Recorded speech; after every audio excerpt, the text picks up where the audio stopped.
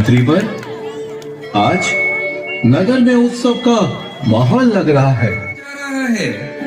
अष्टानिका पर्व, ये तो महान पर्व है। मंत्रीवर, जिन मंदिरों के शिखरों पर नवीन केसरीय पताकाएं लगाई जाए, नगर श्रेष्ठियों को सूचित कर दीजिए कि वे अपनी हवेलियों को सजवाएं। नंदीश्वर महापर्व को पूरा नगर खूब धूमधाम से मनाए। जो आज्ञा महाराज। और सुनो, अष्टानिका महापर्व में अनेक सांस्कृतिक कार्यक्रमों के अलावा सिद्ध चक्र महामंडल विधान कराया जाए तथा विधान के उपरांत भगवान जिनेंद्र देव की भव्य रथ यात्रा निकाली जाए। ऐसा ही होगा महाराज। और सुनो, सबसे महत्वपूर्ण बात, इन पवित्र दिनों में नगर में किसी भी तरह से जीव घात न हो। मांस विक्रेताओं के प्रतिष्ठान बंद रहेंगे। मेरी आज्ञा का कठोरता से पालन हो। राजाज्ञा का उल्लंघन दंडनीय होगा। राजन, आपकी आज्ञा इसी क्षण सारे नगर में प्रसारित की जाएगी। महाराज की जय हो।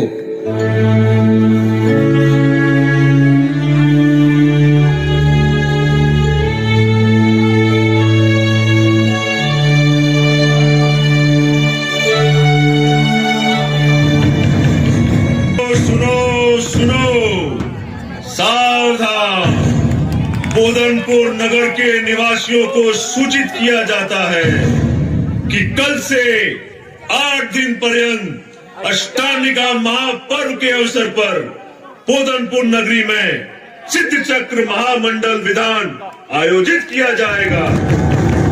अतः इस अवसर पर नगर में हिंसा पर कड़ा प्रतिबंध लगाया जाता है। मांस विक्रेता अपने प्रतिष्ठान बंद रखेंगे। राजाज्ञा का उल्लंघन करने वाले को मृत्यु दंड दिया जाएगा। सुनो सुनो सुनो। उस मुनादी के पश्चात राजा महाबल का पुत्र राजकुमार बल चिंतित हो गया। उसे मांस खाने की लत लगी हुई थी। क्या बात है युवराज, आज आप कुछ उदास नजर आ रहे हैं। मित्र, मुझे मांस खाने की तीव्र इच्छा हो रही है। क्या क्या कह रहे हैं युवराज?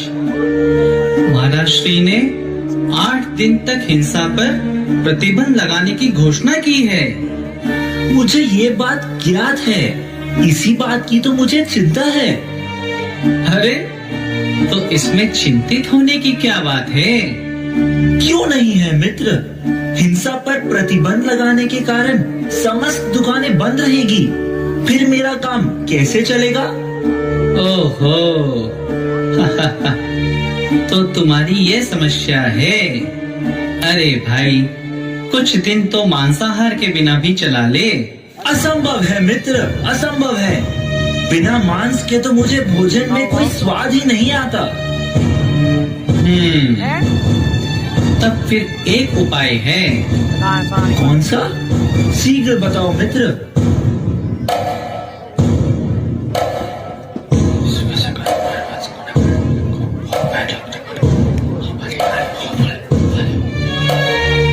समझ गए ना? हाँ हाँ मित्र, समझ गया।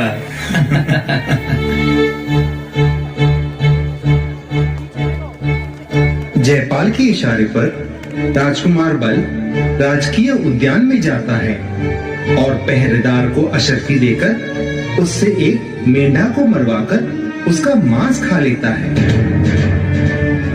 बगीचे का माली वह दुष्कृत्य देख लेता है।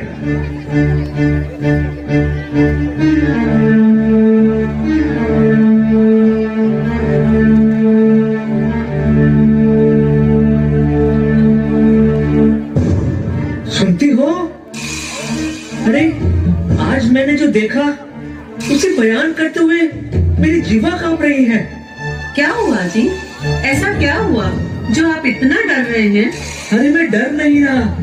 हमारे राजा जी हमारे राजा जी कितने दयालु हैं जिन्होंने अष्टमिका पर्व में हिंसा पर प्रतिबंध लगा दिया है।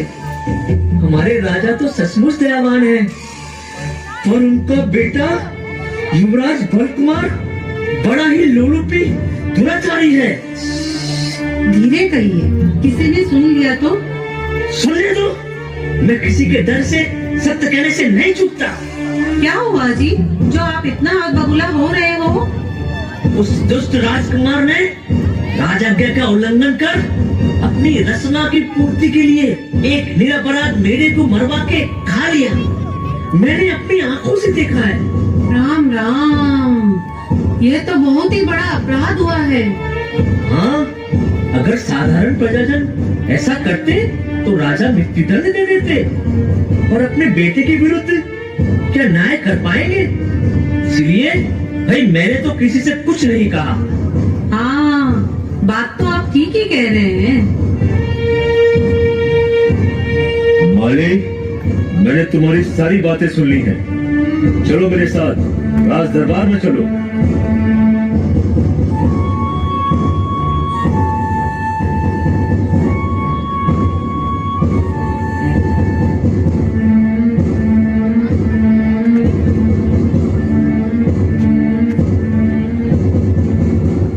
महाराज की जय हो। कहो, क्या समाचार है?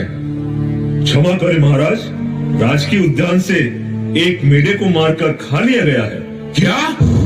किसने किया ये?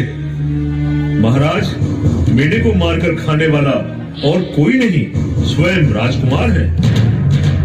गुप्तचर, तुम जानते हो क्या कह रहे हो?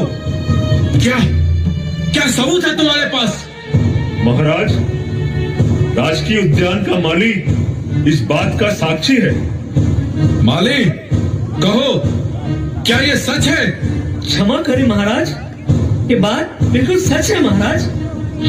मैं पेड़ पर बैठकर पके फल तोड़ रहा था, तभी देखा कि राजकुमार आए और मेढे को मारकर कच्चा ही खा गए। हे भगवान, हमारा पुत्र और इतना घृणित कार्य। पर हम न्याय करेंगे, अवश्य न्याय करेंगे। हमारी नजरों में प्रजा और पुत्र में कोई अंतर नहीं है। राजा की आज्ञा का उल्लंघन मृत्युदंड है। मंत्रीवर, चंडाल यमपाल को हमारा आदेश पहुंचाया जाए और राजकुमार को आज ही मृत्युदंड दिया जाए। ये हमारा आदेश है।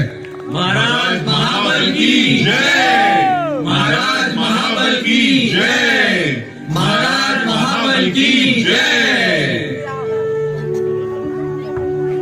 आज चतुर्दशी का दिन है। यमपाल चांडाल होते हुए भी चतुर्दशी के दिन जीव हत्या नहीं करता। उसने चतुर्दशी के दिन जीव हत्या नहीं करूंगा ऐसा नियम मुनिराज से लिया है। एक बार सांप के डसने से उसे मृत समझकर शमशान में डाल दिया गया था, जहां एक सर्वौषधि रिद्धि के धारक मुनिराज के शरीर की वायु से वह पुनः जीवित हो गया था। इसलिए उसने मुनिराज के सामने यह नियम लिया था कि चतुर्दशी के दिन जीव हत्या नहीं करूंगा।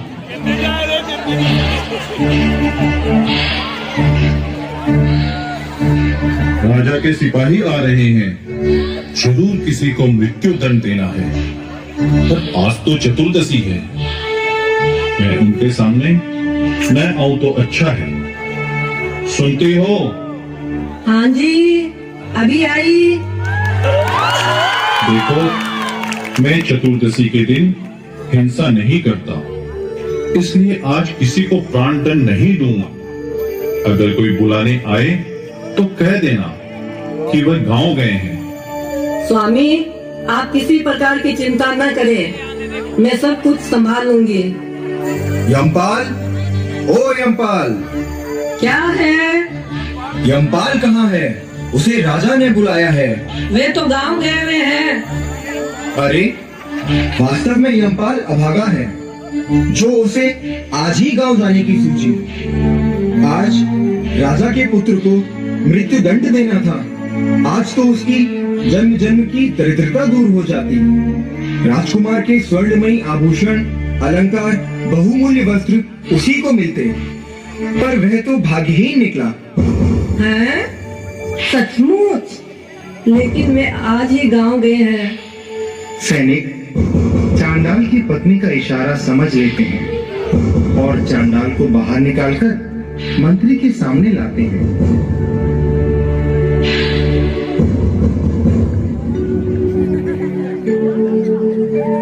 यमपाल, तुम्हें ज्ञात होगा कि राजा ने तुम्हें क्यों बुलाया है? हाँ मंत्रीवर, लेकिन मैं आज राजाज्ञा का पालन करने में असमर्थ हूँ। मैं चतुर्दशी के दिन किसी भी प्रकार की हिंसा नहीं करता। 100 चूहे खाकर बिल्ली हज को चली। वाह यमपाल वाह! लेकिन ये स्मरण रहे, राजकुमार के शरीर पे जितने भी वस्त्र आभूषण हैं, वो तुम्हारे होंगे। क्षमा श्रीमान, मुझे धन से ज्यादा धर्म प्यारा है। मैं आज हिंसा कदापि नहीं करूंगा। इसका परिणाम जानते हो? मृत्युदंड या इसके अलावा कुछ और? चलो राजा के पास चलते हैं।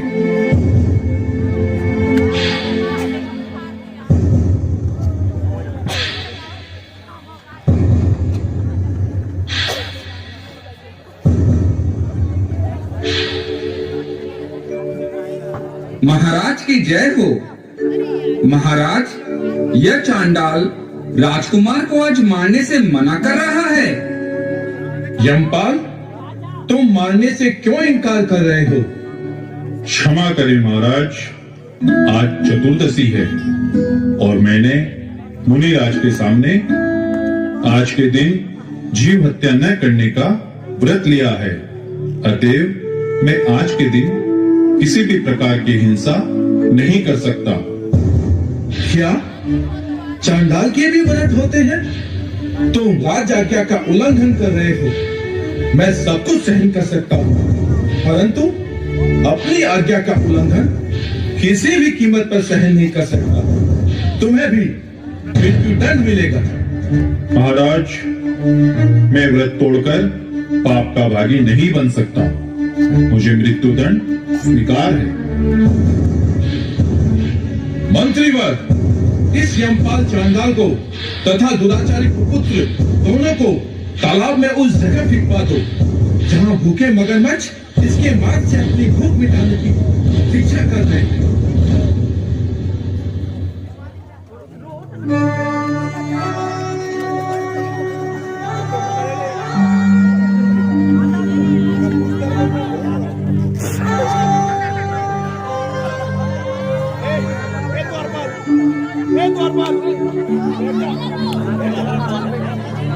सिपाही एक बोरे में दोनों के हाथ बांध देते हैं और मगरमच्छों से व्याप्त स्थान पर फेंक देते हैं। क्षण भर में राजकुमार मगरमच्छों के उदर में समा जाता है, लेकिन यमपाल को जल देवता स्वयं अपने हाथों में उठा लेते हैं और उसे उत्तम वस्त्र अलंकार प्रदान कर स्वर्ण खचित रत्नमयी सिंहासन पर आरूढ़ कराते हैं। सभी उपस्थित व्यक्ति आश्चर्य में डूब जाते हैं। देवी देवताओं से यमपाल सम्मान प्राप्त करता है। यह खबर राजा तक भी पहुंचती है। अहिंसा अनुव्रत की ऐसी महिमा। मुझे क्षमा करो यमपाल, आज से मैं तुम्हें चांडाल कार्यों से मुक्त करता हूँ। तुम जैसे व्रती ही हमारे नगर व राज्य की गरिमा है। अहिंसानुव्रत में तुम्हारा नाम सदैव अमर रहेगा। जय धर्म की जय, अहिंसा धर्म की जय। धर्म के बीच में धर्म चुने चांदा अतः चतुर्दशी को नहीं प्राण हरे यमपाल प्राण हरे यमपाल राजदंड स्वीकार था किंतु व्रत का त्याग अणुव्रती यमपाल को मिला मान तत्काल